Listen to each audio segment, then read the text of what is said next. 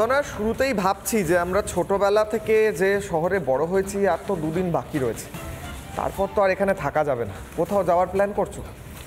আপাতত কোথাও যাওয়ার প্ল্যান করছি না। তুমি যে প্রসঙ্গটা ইঙ্গিত করতে চাইছো হয়তো সেটা কোনোভাবেই সম্ভব না। আমার কাছে তো মনে হচ্ছে সবটাই পাগলের প্রলাপ বকার মতন বকা হয়েছে। অনেকে আবার হাস্য কৌতুকের মতন বিষয়টাকে দেখছেন, অনেকে হাসছেন এবং তারা বলছেন যে সত্যি মাথাটা হয়তো সম্পূর্ণভাবে খারাপ হয়ে গিয়েছে। মেন্টাল ক্রাইসিস বলছেন প্রত্যেকে। Mental problem. ছোটবেলায় একটা শো হতো কমেডি সার্কাস, গোটা বাংলাদেশটা কমেডি সার্কাস হয়ে গিয়েছে এবং সেই কমেডি সার্কাসের মাথায় বসে আছে সবচেয়ে বড় জোকার ইউনুস। তার সাঙ্গপাঙ্গ ইউনুসপন্থীরা বলছে কলকাতা দখল করে নেব, আমেরিকা দখল করে নেব, বলছিল না আমেরিকার সঙ্গে যুদ্ধ করে হারিয়ে দেবো আমেরিকাকে ইত্যাদি। কি বলছিল শুনে নি একবার। বেশ, সবার প্রথমে আগে আপনাদের সামনে সেই বক্তব্য রাখি। আমরা এটা জানি যে সেই বক্তব্য শোনবার পর হয়তো আপনারাও একটু হলেও মুচকি হাসবেন। আগে সেই বক্তব্য শুনুন। 4 দিনের মধ্যে আমরা কলকাতা দখল করে নেব, আমরা দখল করে নেব।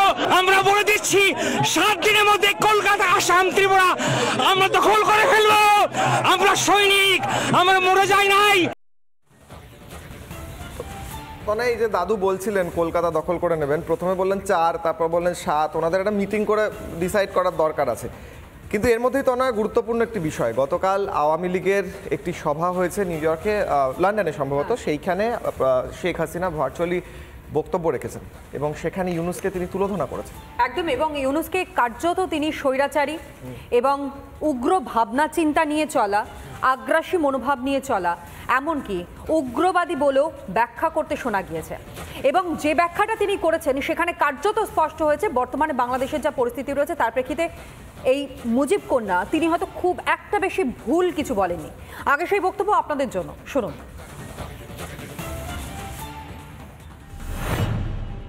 আমরা এই বছরে বাংলাদেশকে ভূমিহীন গৃহহীন মুক্ত একটা মানব কল্যাণে রাষ্ট্র হিসেবে গড়ে তুলতে পারতাম, কিন্তু আমাদের দুর্ভাগ্য যে চরমভাবে একটা চক্রান্ত শুরু হয়। এই চক্রান্তটা যে করা হয়েছিল সেটা আপনারা নিজেরাই জানেন যে এখানে ডক্টর ইউনূস সে বহুদিন থেকে চেষ্টা করেছিল, 2007-এও দল করার চেষ্টা করেছিল, ব্যর্থ হয়েছিল। এরপর সে ষড়যন্ত্রে লিপ্ত হয় এবং সেটা সে নিজেই বলেছে।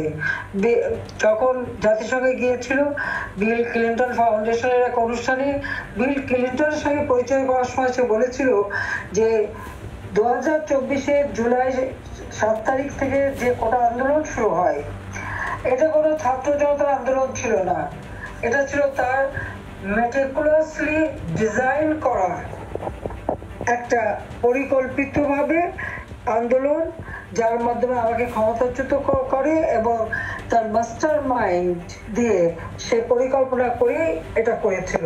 কথাটা বাস্তব, কারণ কোনো কোটা ছিল না, সব দাবি মানা হয়ে গেছিল। কিন্তু দাবি মানার পরেও কেন আন্দোলন চলে? আর এই আন্দোলনের কোনো নেতা কিন্তু খুঁজে পাওয়া যায়নি। যেখানে একটা গভীর চক্রান্ত সেটা বোঝাই যাচ্ছিল। শেখ হাসিনা কিশলয় পরিষ্কার বললেন যে মাস্টার মাইন্ড এই ইউনুস, এবং সব থেকে বড় কথা ফ্যাসিস্টের সঙ্গে তুলনা করেছেন তিনি এই মোহাম্মদ ইউনুসকে। দেখো, ছোটবেলায় আমরা একটা সময় কবিতা পড়তে গিয়ে পড়েছি, কারণ ওপার বাংলার সঙ্গে তো আমাদের একটা আত্মিক যোগ রয়েছে, সেটা সাহিত্যে হোক, সেটা সংস্কৃতিতে হোক, সেটা মননের দিক থেকে হোক, প্রত্যেকটা ক্ষেত্রে। এবং সেখানে আমরা পড়তাম তোমার ভাই আমার ভাই, হিন্দু মুসলিম ভাই ভাই।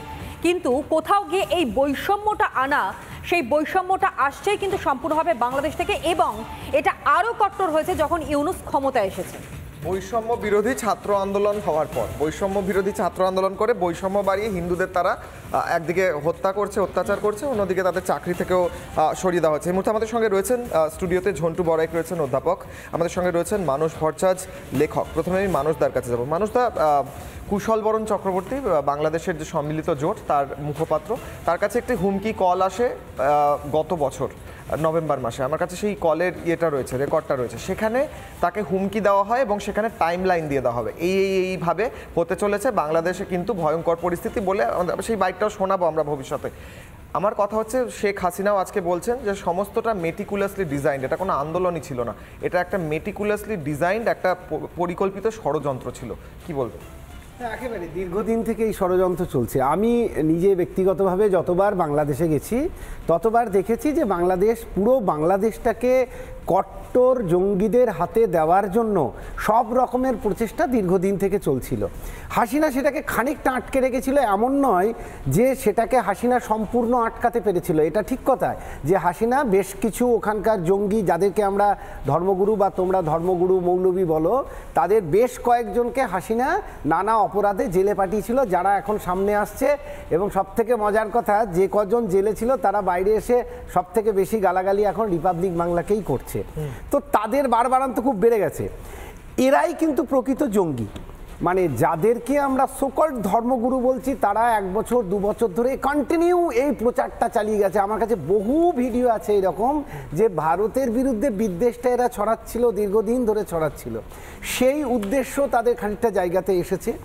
এখন এই যে যেটা তনয়া বলল পাগলের প্রলাপ, এদেরকে নিয়ে কোনো চিন্তা নেই, কারণ এই মুহূর্তে একা রিপাবলিক বাংলার সঙ্গে লড়ার জন্যই গোটা বাংলাদেশকে নামিয়ে দেওয়া হয়েছে। কে নেই সেখানে? সমস্ত মোল্লা মৌলবীরা যদি দেখো, সেখানকার যারা ওই হাঁসচোর বা ওই অন্তর্বাসচোর সমন্বয়ক যারা, তাদের একটা গ্রুপ, হেফাজতে ইসলাম, জামায়াতে ইসলামী, বিএনপি, এই পুরো বাংলাদেশটা এখন শুধু একা রিপাবলিক বাংলার সঙ্গে লড়ে কুল করতে পারছে না। তো একটা চ্যানেলের সঙ্গে যারা লড়তে পারছে না, তারা ভারতের সঙ্গে লড়বে, এটা কষ্ট কল্পনা। কিন্তু কোথাও একটা ভয় আছে, সেটা হচ্ছে এই যে খেজুরে হুজুর যারা আর কি, মানে নাম করছি না, কারো নাম নিতে লজ্জা হয়, যারা সারাক্ষণ ধরে ভারত বিদ্বেষ ছাড়া, যাদের কোনো কাজ নেই, তারা ধর্মের নামে সারাক্ষণ ভারত বিদ্বেষ প্রচার করে যাচ্ছে, তাদের কিন্তু একটা বড় ফলোয়ার্স আছে কলকাতায় বা পশ্চিমবঙ্গে। তারা যদি ভিতর থেকে বিদ্রোহ করে বা ভিতর থেকে তাদেরকে সাপোর্ট দেয়, তাহলে কিন্তু পশ্চিমবঙ্গের বিপদ হতেও পারে। কারণ বাংলাদেশের যারা বিদ্বেষ ছড়ায় তারা বাংলায় কথা বলে, আমরা বাংলায় কথা বলি, এবং এদের একটা বড় ফলোয়ার্স, অর্থাৎ শস্যের মধ্যেই ভূত রয়েছে এটাই মনে করছে, থাকতে পারে। এবং সেইটা হলে কিন্তু পশ্চিমবঙ্গের পক্ষে বিপদ যেখানে সেখানে হতেই পারে, মানে একেবারে উড়িয়ে দেওয়ার মতো নয়। আমি ওই যে যারা বলেছেন তাদের কথা ধরছি না, কিন্তু যারা প্রতি সকাল থেকে সন্ধে পর্যন্ত বিদ্বেষ ছড়াচ্ছে এখনো, তাদের ফলোয়ার্স যারা পশ্চিমবঙ্গে থাকেন, তাদের বিরুদ্ধে কি ব্যবস্থা নেওয়া যাবে? তাদের বিরুদ্ধে যদি ব্যবস্থা না নেওয়া যায়, তাহলে কিন্তু খুব সংকটজনক হবে। আর যারা বলছেন যে আমরা আদৌ পারবো কিনা, তাদেরকে খুব স্পষ্টভাবে বলে দিতে চাই যে 71 সালের যে ভারতবর্ষ পাকিস্তান ভাঙতে পারে, 24 সালের ভারত তার থেকে 100 গুণ ক্ষমতা সম্পন্ন, তারা বাংলাদেশ ভাঙতেও পারে। এটা খুব স্পষ্ট বার্তা।